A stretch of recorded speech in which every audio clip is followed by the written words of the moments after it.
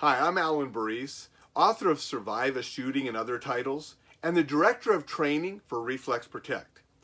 I'm here to introduce Jason's talk with Chris Story, an Executive Protection Specialist, former Army Ranger, and an instructor with the prestigious ESI Bodyguard Academy. Now, when a bodyguard's client travels, the team conducts a systematic process of research, planning, and preparation to keep that client safe. Chris is going to walk us through ways to apply those methods to family safety while we're traveling with our kids. If you haven't yet, please hit the like and subscribe buttons. They help more than you know.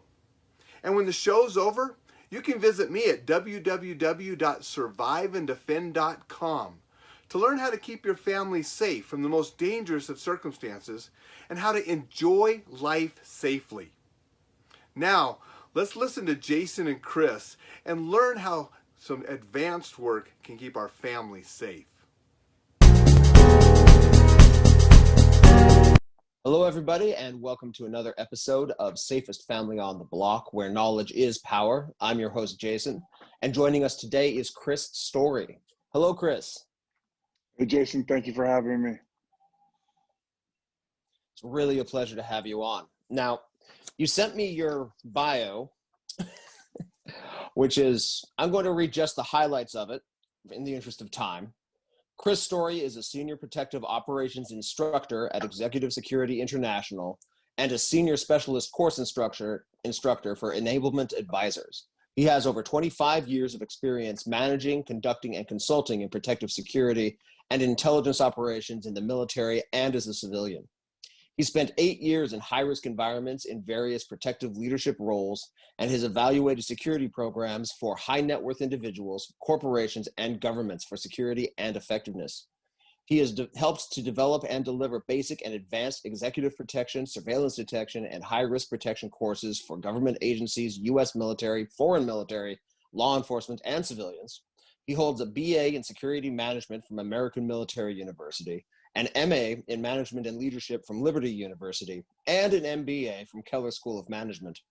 He proudly served for 14 years in the U.S. Army as a Ranger, counterintelligence agent, and infantryman. And again, there's probably that much stuff, again, that's a little more technical that a hiring manager would want to know. But the bottom line is, you know your stuff, sir. So thank you again. Well, at least whoever's on that resume sounds like they do, or that bio, right? I mean, much better you talking about it than me. But yes, I do believe that I know my stuff when it comes to security. Excellent. And you've come on today to talk about advances.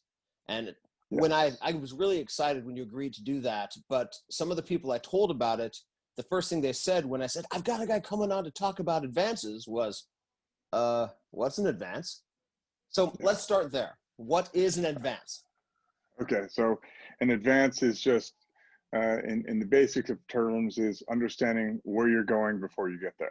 I mean, essentially, that's what it is. And so, from executive protection standpoint, we send people out to conduct advances, which would mean going to do a site survey and understanding the ins, the outs, all the little places that can either hurt you, help you, when you get to either a country, a venue, whatever that case might be. And those are the advance is part of the success for, usually there's 3 pillars of success for executive protection operations, which are, planning, advances, and arrivals and departures. So it is one of the keys to success in almost any planning, any operation, especially if you're a parent trying to figure out, where you're going, what's happening, and how those things on the ground, they can hurt you, confuse you, or make you and your family happy. So it just gives you an idea of where you're going before you get there. Now, most people who watch the show, most middle-aged, middle-class parents, we encounter bodyguards in the movies, and we see the shoot 'em up, beat 'em up stuff. The one movie I can think of that gives a slight example of this is that older movie In the Line of Fire, where you have just a little montage of the Secret Service in there with scanning the walls for bombs and talking to folks. So that kind of gives for folks who taking information based on what they've seen, that's the only example I can think of. Yeah. Now, most parents don't have a $1 billion budget to go hire 6 professionals to go to uh, Puerto Vallarta or Bangkok a week ahead of time when we travel with our kids. Right. But I imagine there are some aspects of advanced work basics and essentials that parents could use to make sure to make uh, the vacation not just safer but more enjoyable. Yeah. So, I mean, I think back in the day, you'd have to do, look at your map and you kind of go by braille and you get on the ground, or you hear from people and they draw a map out for you and they'd say, hey, as you get on this road past the third tree on the left, you'll see an old cow, and this is, from a direction standpoint, that's where you're going. But with the information age, you can really do a lot of your advanced work from afar. And I would say probably a lot of people do the same thing when they're, going to the movies to see what time it starts. They understand where they're going. They understand how to, as the girlfriend would say, nav it to get there, right? So we all do little forms of advances in our daily lives for the most part. There are just certain ways that you can do to better prepare for your arrival, to understand more about where you're going, right? So when you go and check out Yelp, it tells you what the service is like, or it tells you what the location looks like, or what you should be walking into when you arrive at whatever hotel or venue that you go to. All those things are forms of advance. You just kind of put them together to meet your needs. We kind of focus on, first off, is logistics. Usually there's two sides to every advance: is logistics and safety. So logistics, how do I get there? What support do I have? What support, what I need, what do I need to plan for? And then the safety or security piece, which is, what is the overall environment like from a crime aspect? What can, who is there that might bring risk to my location, right? If there's like let's say there's a, you're going to have a family event with your 3 and 4-year-old, but there's a an urban music festival. Okay, that might be a clash of what your expectations are. So again, you understand what risks are in the area that might pose a risk to you and your operation, and then you just kind of go from there. Outstanding. Yeah, it reminds me a bit. I spent a little more than a year in Malaysia with my family, just so my kids could experience living abroad. And one of the things that we used was Google Earth. And I can't tell you how often just having a little bit of a sense of what the buildings looked like when we were trying to get to this tourist attraction or that museum helped me make the right turn, and also helped me be just a little more aware of my environment because I wasn't that stressed about the navigation. So would that be an example of the kind of advanced work? Yeah, that's a perfect example. You Google Earth, Google Maps, understanding where your nearest, if you're traveling overseas, where the nearest embassy is, the nearest U.S. consulate, or if that's too far away, the nearest friendly consulate, where hospitals are and levels of care in each hospital. All of those things help you have a better understanding and a better comfort level from an advanced standpoint, so you can enjoy your vacation from a family aspect, or at least you're safe, you're secure, and then you can really focus on all those things that you need to have fun. So we kind of look at it as a safety net or a safety layer to underline all those things. So because you really wouldn't want to go plan to have a great time, have an accident, mishap, or worse, and then not know where the nearest local police station was, or not know where the nearest hospital was, or add all those stressors that. So having those underlying factors already taken care of usually lends a little bit of, like you talked about, confidence in that. Great, all that stuff taken care of, I can work on having fun and enjoying time with my family, and kind of being present in the area. Another example of that is 911 is not universally the emergency services number. Correct. Right. So just, again, knowing that up front is helpful. That way, when you're, in the UK and you're dialing 911 and it's not working for you, you have an understanding of exactly what that is, and just really communicating that with your family members as you go or prepare to go on vacation. You don't have to get too crazy about it like a security professional would, giving a PowerPoint briefing, etc. But it would help that everybody's on the same sheet of music, and it gives everybody that confidence, and then allows those folks to go enjoy, to kind of focus on what whole purpose of the trip is, which is hopefully to have fun. Now, when you get involved in performing an advance, you've got staff, you've got a supporting agency, and at this point in your career, most likely local contacts who can help you out as well. Yes. These are not resources that parents have. What are some places that we can find good information, from our home office when we're planning a trip? Oh, too easy. First off, the good old internet is helpful, right? Friends and family that have traveled, and then of course, you can get a lot of information just from the hotels that you're looking to go to.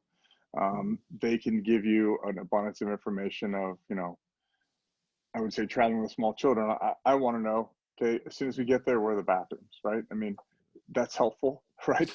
What attractions do you have for children along the way, and hotels that you travel to, and travel agents, and even books like Lonely Planet, depending on how far you're going. You mentioned Malaysia. You might not find a whole lot of people that are going to Malaysia to understand. You might have the neighbor that went to Malaysia to get that firsthand view, but going to the State Department website and understanding, what the at least from a country aspect are risks and threats and things you need to be aware of there, and crime statistics. All those give you a general overview, but the unfortunate piece of that is that gives you the threat level for the entire country.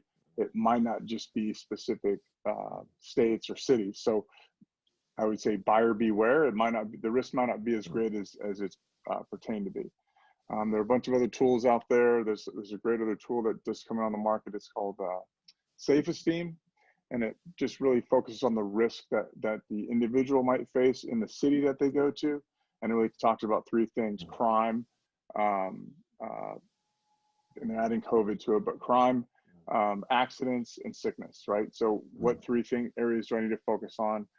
From my area that I'm living in, and then is there an increase in risk or a decrease in risk? And really in those three areas helps you identify where to focus, right? So most focuses, especially from the US, you can actually travel to a US city and be in more danger than you would going overseas, right? So it helps you understand that, and then it helps you, based on those three categories, it helps you identify what you should be most concerned about. So i.e. we talked about hospitals before. If you're going to, random South American country, they might have the best hospital system, and there might be an increased risk if you get hurt and then you go to the hospital system. So it just helps you prepare along those routes and understand, what it is that you should be prepared for, rather than crime is, it's the scariest environment imaginable, because that's not what we're trying to focus on. We're really trying to focus on where can we go, have a good time, and take these unknown risks and make them known, and then deal with them, and have a way to deal with them, and then move on. And that site was Safe Esteem? Yeah, Safe Esteem. It's a safe-esteem. All right. I will absolutely put the URL in the show notes, everybody. That Yeah, it's a good sounds tool. like an amazing thing. Excellent. And so then we've got, as we said, that research from home towards towards your destination. You mentioned the hotel, the concierge, or the manager, or just someone on duty. As we get there, so an advance team would go ahead of time, a week ahead of time, a few days ahead of time, and scout the ground, check the places they identified might be dangerous, even looking into things like routes, and drive that route with an eye for where an ambush might happen, that sort of thing. I clearly can't leave a week ahead of time and go do that, even if I had that level of skills and experience. But what are some things that a parent could do? You get on the ground, you get to the hotel, you put the wife and kids in there to rest, watch a little TV, recover from the flight, and then take a couple of hours just to scout around maybe. What would be some of the best uses of those hours?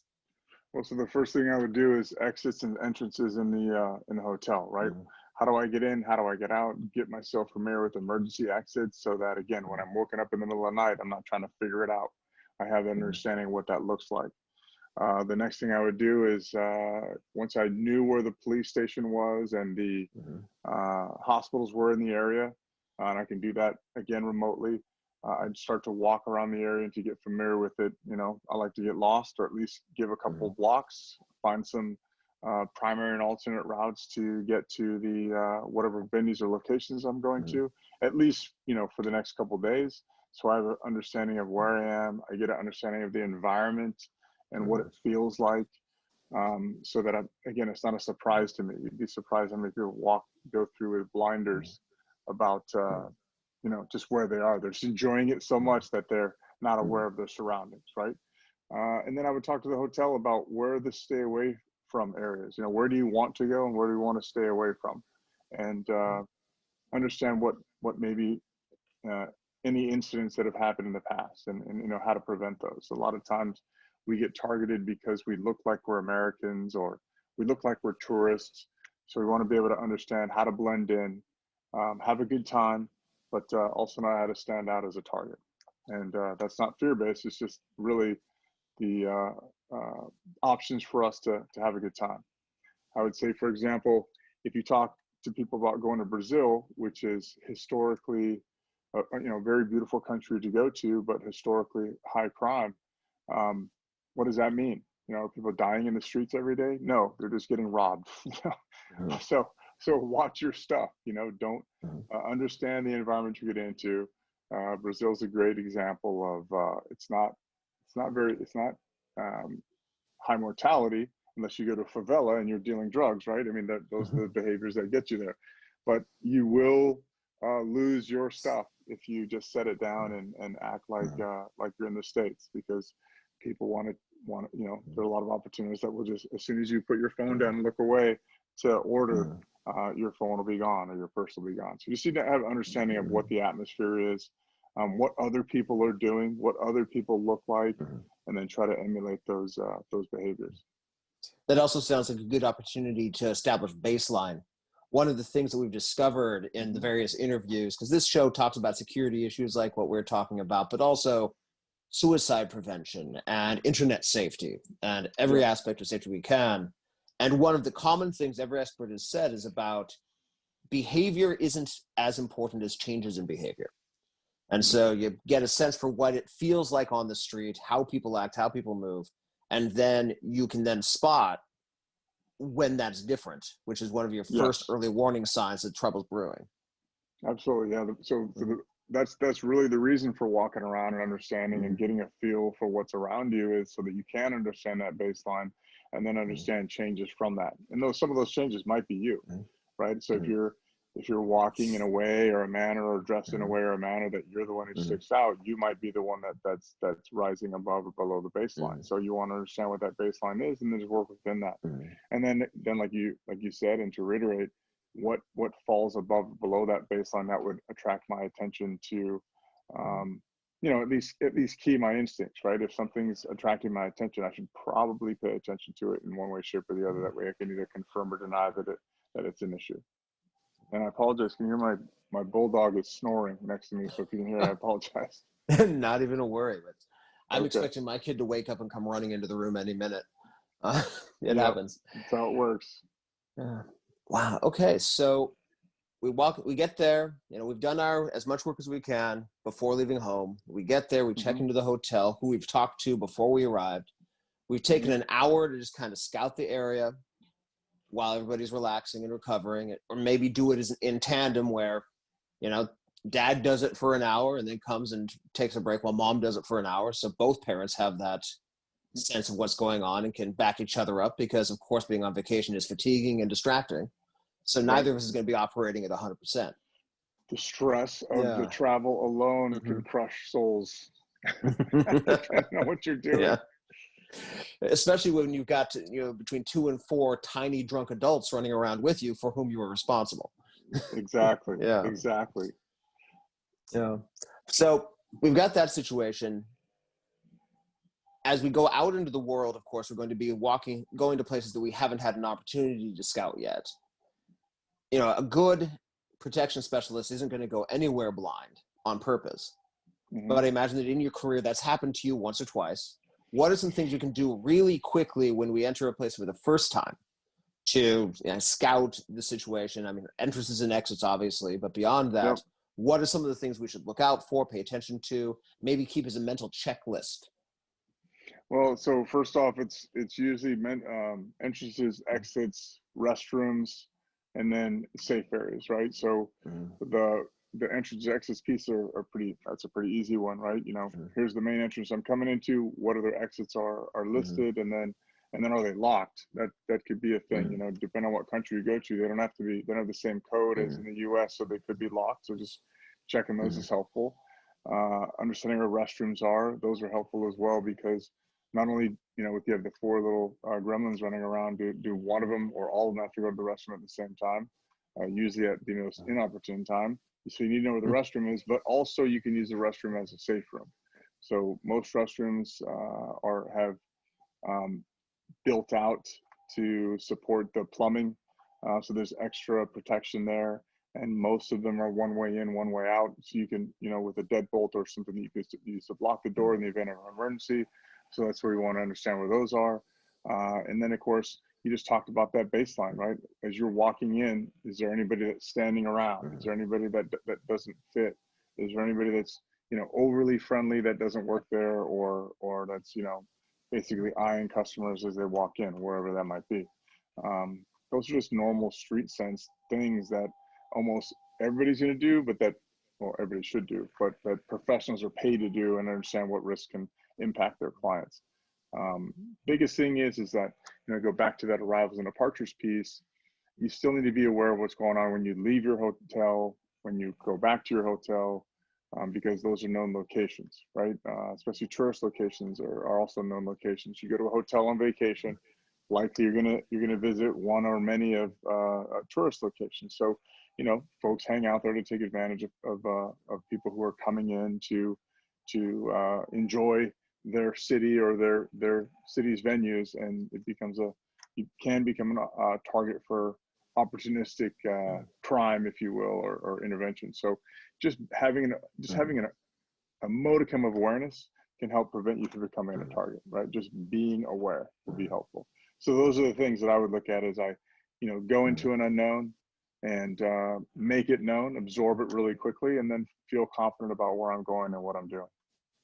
Outstanding. And you mentioned about American tourists, especially being targets, and it helps to remember that are even a middle class family is unbelievably wealthy in 2/3 of the world, Right. and also there's just the real calculus of I'm not gonna fly back to testify over a $200 camera, Right. right? So we're high reward and low risk for a lot of people in tourist areas in some countries, and just being aware of that. And as you mentioned before, in a lot of the case, it's going to be property crime. It's not going to be violent crime.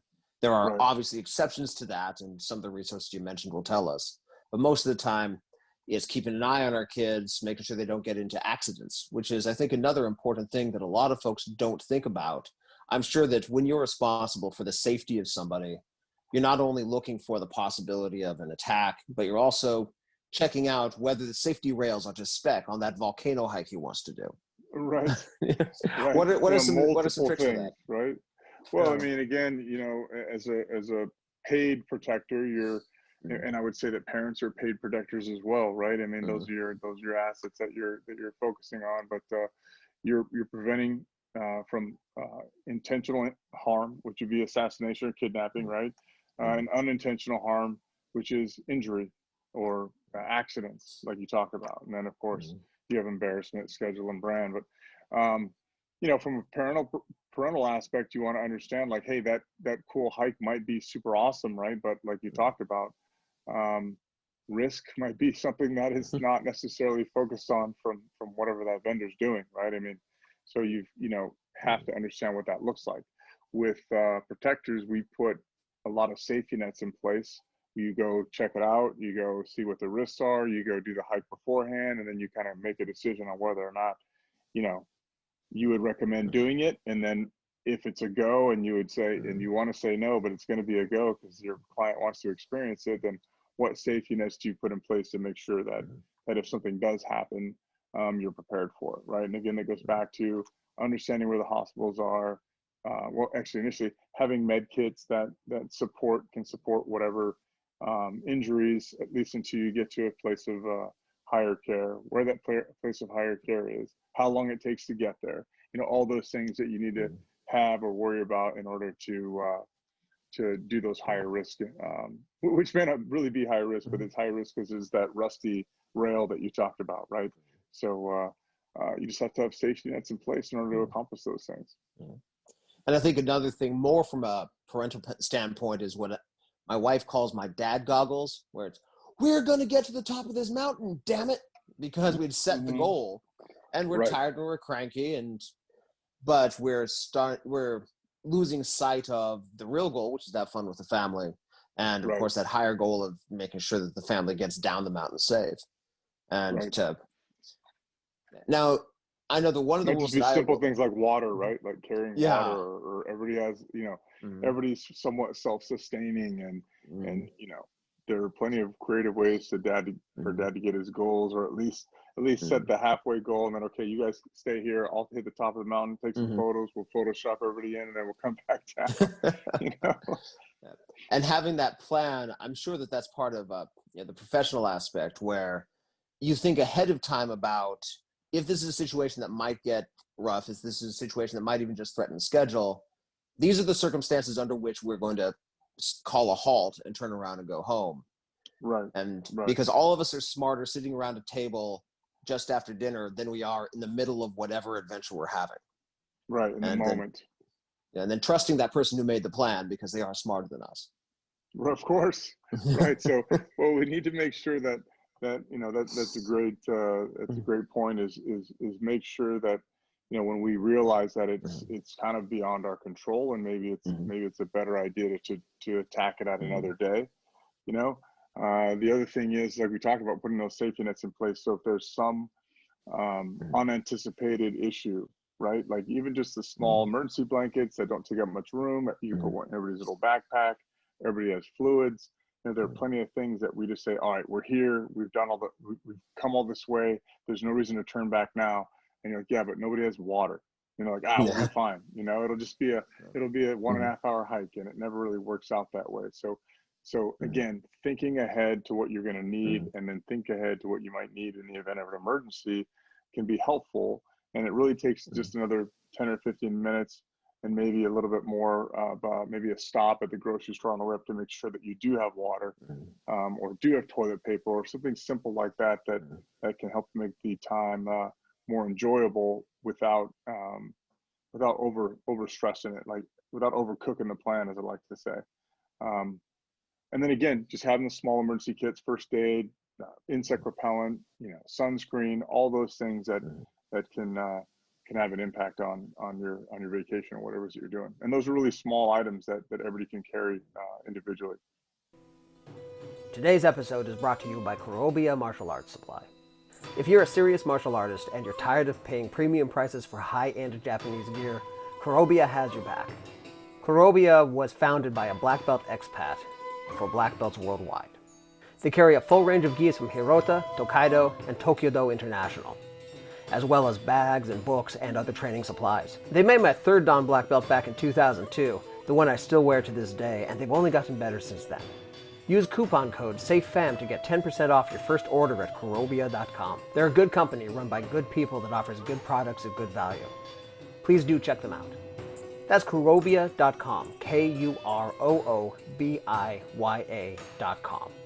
Tell them Safest Family on the Block sent you.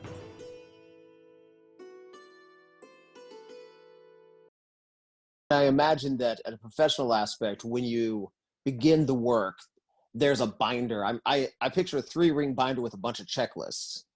Oh yeah. There are a ton of, you got checklist for checklist. Do you have this checklist?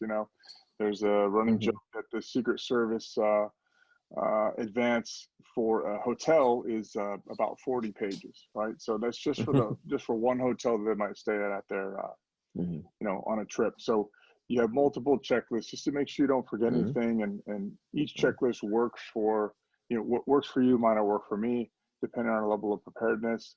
There are some things that just in your basic kit that you might have every day in a backpack that you throw over your shoulder, a go bag or whatever that you throw up there as you go on a hike. So checklists are helpful. they're, people say that they're, I don't need a checklist, but then you forget something, right? And Mm-hmm.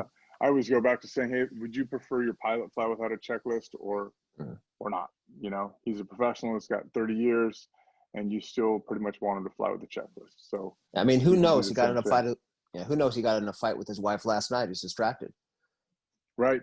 Or Yeah. he just got a text, from something random that he just missed it. That checklist piece is Yeah. there, and you should share that checklist with your significant other, because that's the check and balance, right? Did we get this? Did we get that?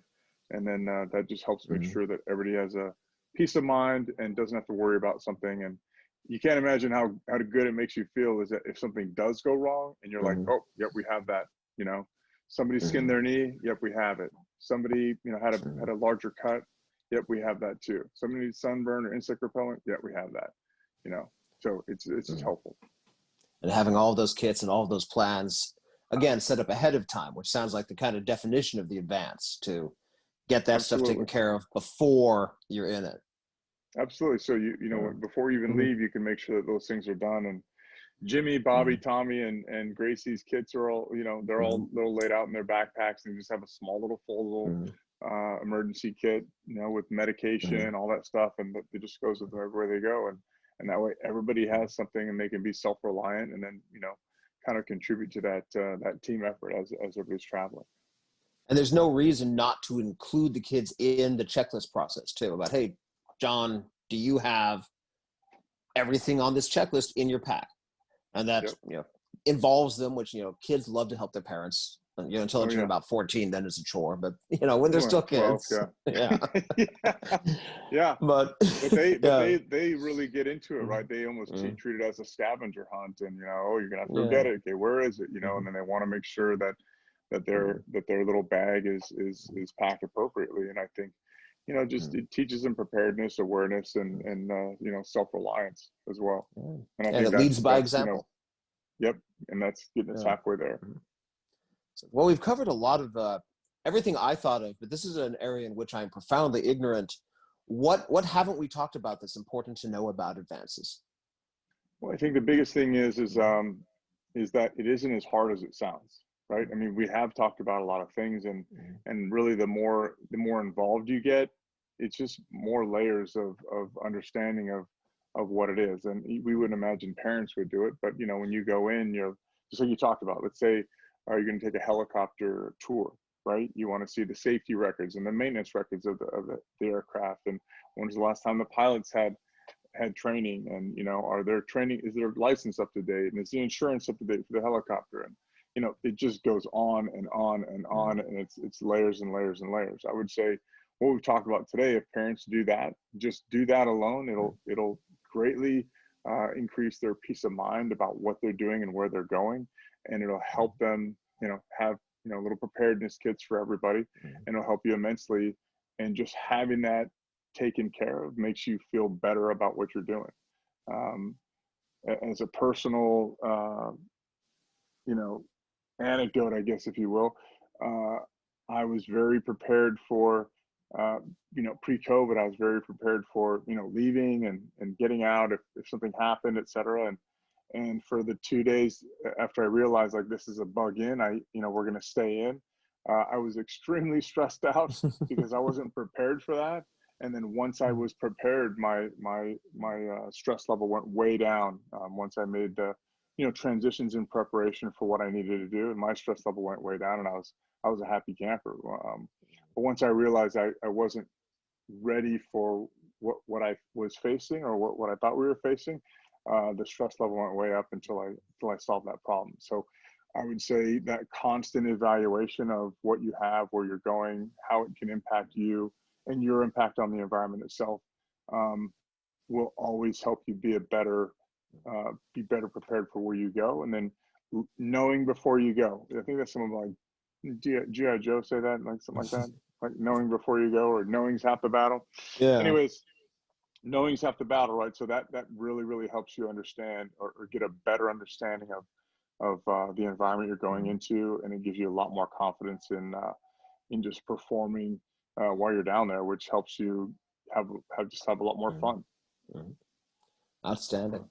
I did think of one other subject, and this isn't part of a traditional advanced work, I imagine, but just in your experience going out into other countries, how helpful has it been for you to learn maybe 30 to 50 words and phrases in the language, the local language? Yeah, I would say, first off, Babbel's an awesome tool. Just help Mhm. you kind of learn those things, and I think we've all done that. Um, I have a, from my personal experience, I think it's really good because the people on the ground have an appreciation. Even if you're murdering their language, they have an appreciation that you at Mhm. least